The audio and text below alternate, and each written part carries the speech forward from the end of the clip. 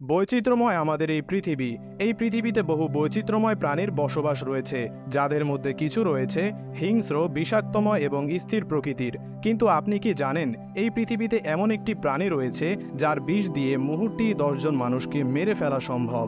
হ্যাঁ সম্মানিত দর্শক, ইতিহাসে পৃথিবীর এই পর্বে আমরা জানতে চলেছি এমনই এক বিষাক্ত ব্যাঙ পয়জন ডার্ট ফ্রগ সম্পর্কে বিস্তারিত।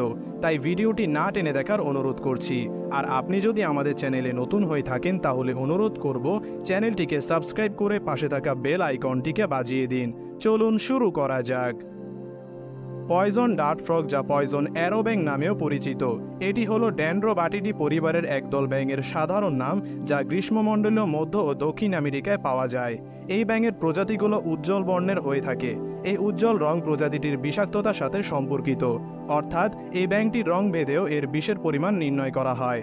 এই ব্যাঙটি বিভিন্ন রঙের হয়ে থাকে,